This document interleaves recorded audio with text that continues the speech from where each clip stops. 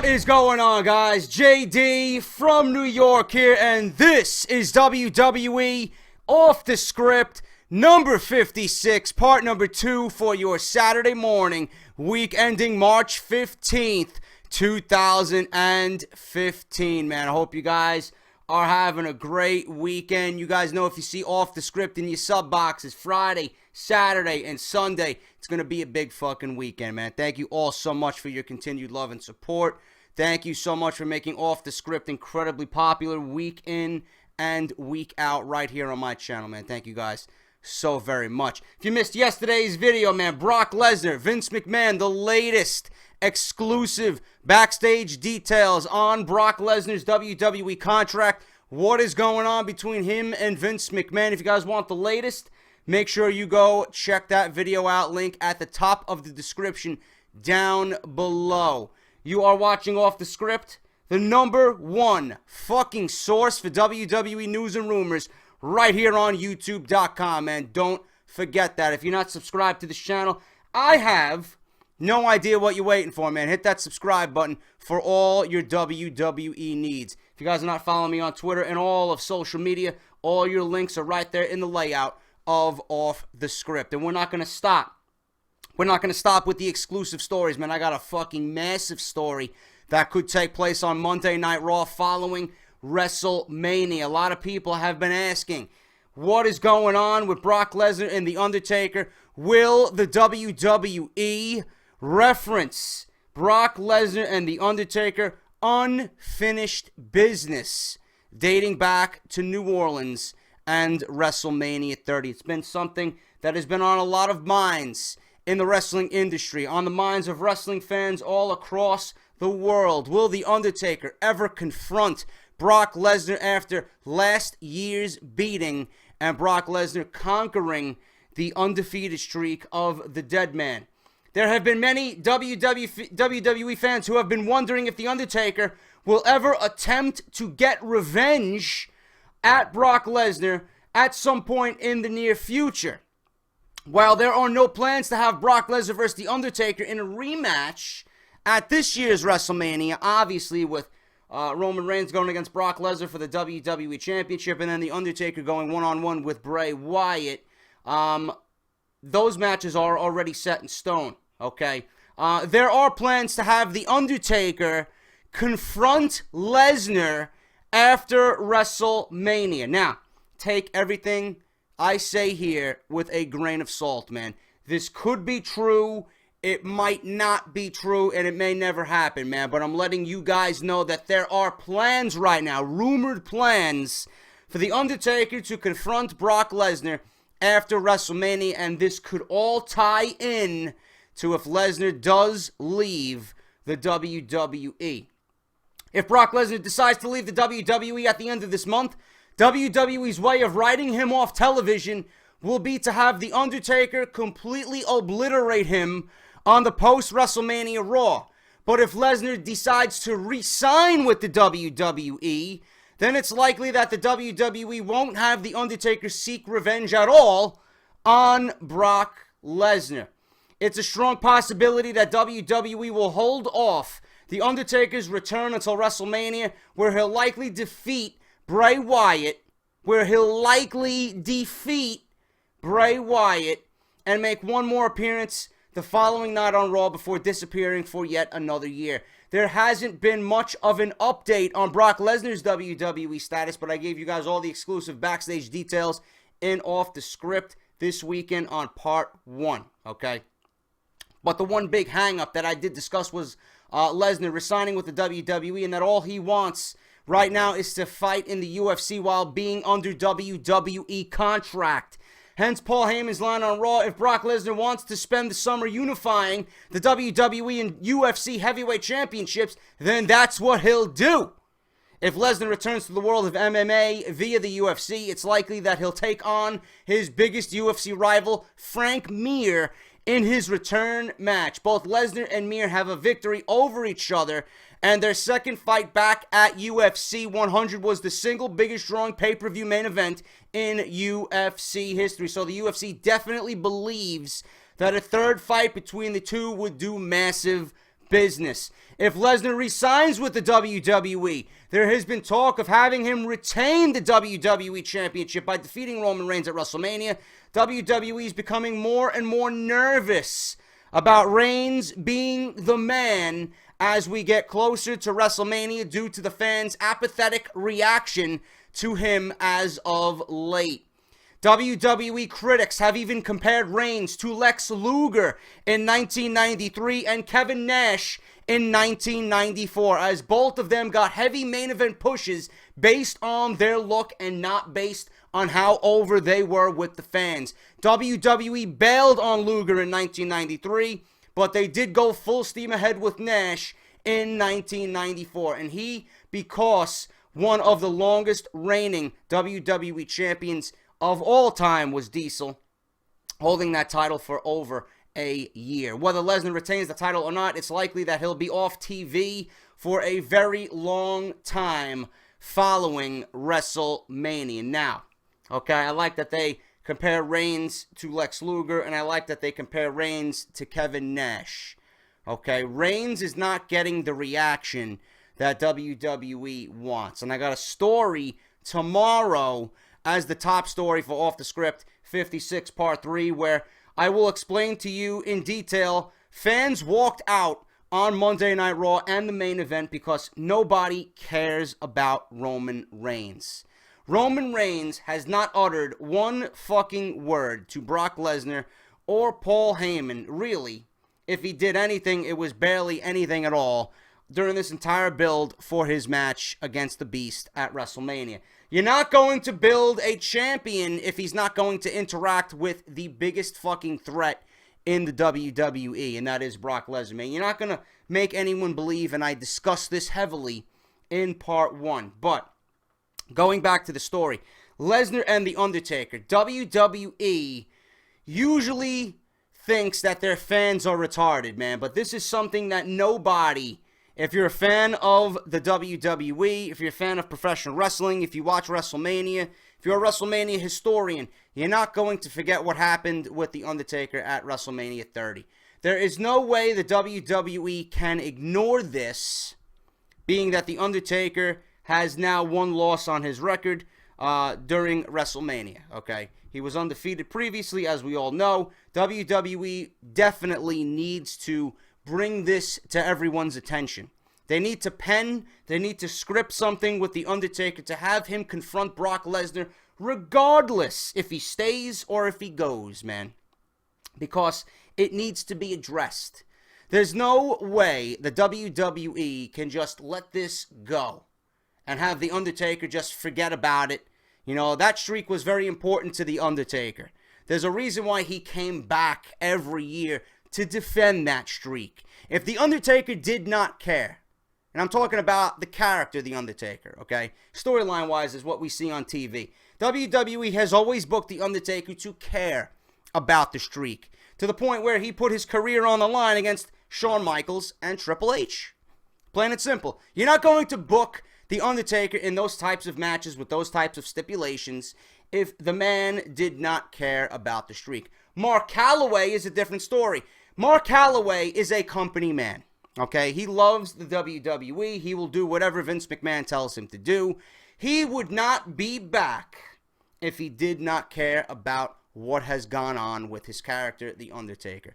So the WWE really needs to script something, a closure to The Undertaker and Brock Lesnar. The Undertaker needs to show us that he's out for revenge, man. That's not the way he wanted to go out. That's not the way he wanted to go out at WrestleMania. Not like that. Not with the concussion, not being carried off on a stretcher, not what Paul Heyman said about him after that. John Cena even threw in a few low blows after WrestleMania last year, you know, when The Undertaker was down and out. I remember all this, man, and I'm sure all of you remember this as well. The Undertaker needs closure. It's like, you know, breaking up or divorcing a wife or breaking up with a girlfriend, man. Why? And you don't know why. You know, someone in your life moves on. They're no longer your friend. You need to know why. You need to know why things happened the way they did. You need closure. Okay? And I would like to see closure with the WWE, Undertaker, and Brock Lesnar, especially for The Undertaker, man. What is he thinking about Brock Lesnar? What was he thinking throughout the entire year of being out and just reminiscing back on his loss to Brock Lesnar? The man obviously, was there. He felt it. He got a concussion. He was in that arena. What was he thinking when that 3 count was made, when he realized finally, I got one loss now at WrestleMania. What the hell's going on here? I want to know what is going on with Mark Calloway. I want to know what's going on with The Undertaker when it comes to Brock Lesnar ending the streak. That's all I want. And WWE should do themselves a service. They should do the fans a service and give us that closure to that epic battle that we seen last year between Brock Lesnar and The Undertaker. As far as Lesnar goes in the WWE, listen, I talked about it very heavily on Off the Script yesterday, part 1, episode number 56. Like I said, if you guys missed that and my rant, please go back and check that out. All the latest information on Brock Lesnar and WWE right now with his contract situation. The team at WWE.com recently composed a list of the top 30 matches in WrestleMania history. Here's a look at the matches that ranked the top 10. If you guys want to go check this list out yourself, all you got to do is go to WWE.com. Number 10, Shawn Michaels versus Kurt Angle, WrestleMania 21. Number 9, Shawn Michaels versus Razor Ramon for the Intercontinental Championship at WrestleMania 10. Bret Hart versus Owen Hart, WrestleMania 10. Unbelievable match, by the way. Two of the best matches you'll ever see at a WrestleMania, bar none, all right? Shawn Michaels versus Bret Hart for the WWE Championship Iron Man match at WrestleMania 12. Hulk Hogan versus Andre the Giant, WWE Championship, WrestleMania 3. Shawn Michaels versus The Undertaker, career versus the streak, WrestleMania 26. Bret Hart versus Stone Cold Steve Austin submission match. My second favorite WrestleMania match of all time. That was at WrestleMania 13. Stone Cold Steve Austin versus The Rock for the WWE Championship at WrestleMania 17. Ricky the Dragon Steamboat versus Macho Man Randy Savage for the Intercontinental Championship at WrestleMania 3. And my all-time WrestleMania match and my favorite match ever, period, Shawn Michaels versus The Undertaker at WrestleMania 25. Great fucking list of matches right there. Shawn Michaels is in a lot of those matches in the top 10. There's a reason why they call him Mr. WrestleMania. According to a casting call email that went out to different talent and independent wrestling stars, Rusev may have Russian soldiers included in his WrestleMania 31 entrance on March 29th. WWE is currently looking for Caucasian males between the age of 24 to 33 to fill the role of Russian soldier during WrestleMania weekend. Former WWE Tough Enough contestant and Hood Slam host AJ Kirsch posted an image of the casting call on his Facebook page on March 11th. The casting call claims the following is what WWE is looking for in terms of non-unionized talent. Project name, WWE WrestleMania event. Project type, stage show. The message reads, to portray marching Russian soldiers, must be available all 3 days. Only submit if you fit the description and are completely available. Reminder to note if you have marching or dancing experience. Cheers, BBC. So Rusev is going to get a very, very special entrance at WrestleMania 31 when he goes up against John Cena and defends his United States Championship against said John Cena. Cena, who's become famous for grand WrestleMania entrances, including having a slew of Cena soldiers dressed to look just like him along the entrance ramp, may have a special entrance at WrestleMania as well. However, the only casting call that has been revealed for WrestleMania in Santa Clara, California so far is for the role of Russian soldiers for Rusev, man. Triple H had a fucking awesome introduction when he came out to Metallica, man. That shit was fucking beyond epic. You gotta love the grand spectacle that is WrestleMania. There's always some surprises, and WWE, man, nobody does it better than WWE when it comes to production value and entrances and just, blowing away a live audience, especially when it comes to WrestleMania, man. So it should be very, very interesting and exciting to see come WrestleMania in California. Earlier this month, SummerSlam was confirmed for the Barclays Center in Brooklyn, New York. I will not be attending, by the way, for those who have been asking. It will be the first time the pay-per-view has emanated from the relatively new arena and relieved WWE of having to move the event outside of the New York City area. As noted by PW Insider, the company will also be keeping WWE programming in the area following the biggest pay-per-view of the summer. As the WWE travel packages for SummerSlam reveal, Brooklyn's Barclays Center is set to host both SummerSlam and Raw following the pay-per-view on the WWE Network. It is not often WWE holds tapings in consecutive nights at the same arena, so this is a rarity. WWE had originally planned to hold SummerSlam at the Izod Center in East Rutherford, New Jersey, but plans for that fell through when the arena was ordered to be closed by government officials. It is likely, given WWE doesn't often do this, where they host consecutive tapings in the same venue, the company had been planning to host Raw from Barclays all along. Generally, tapings are held within proximity of one another, and the venue has hosted the show multiple times. It is unknown at this time where the SmackDown tapings for that week will be, although they are likely to be in the general area as well. So you guys, if you're going to SummerSlam, you might want to go check out Monday Night Raw, as it's going to be in the same building, and it should be fantastic, man. Nobody does it better, and nobody is as rowdy as us New York crowds, man. It should be fucking entertaining, to say the least. And finally, guys, news on Sheamus to end this episode of Off the Script, episode number 56, part number 2. For the last month, it has been reported that WWE will be keeping The Undertaker off television until his entrance at WrestleMania. Taker accepted Bray Wyatt's challenge this past week on Monday Night Raw for a match at the big show, and may even use a Johnny Cash song for his entrance, which I discussed yesterday on part 1. According to PW Insider, Sheamus is expected to remain off of WWE television, just like The Undertaker, until WrestleMania 31 on March 29th. The website reports former WWE and World Heavyweight Champion Sheamus will be kept off weekly television until WrestleMania itself.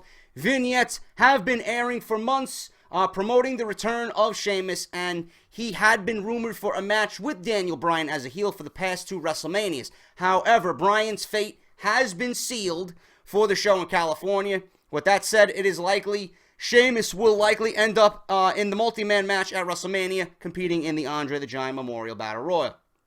All right, or he may be added to the Intercontinental Championship ladder match, but I doubt that. I think he will be in the Battle Royal, and I think he will win the Andre the Giant Memorial Battle Royal, as it will do nothing for his career, just like it did nothing for Cesaro last year. He was last seen on WWE television leading up to Survivor Series and was supposed to be on Team Cena against The Authority. He took time off to recover from an injury and is expected to portray Darth Vader in a flashback scene in the next Star Wars installment.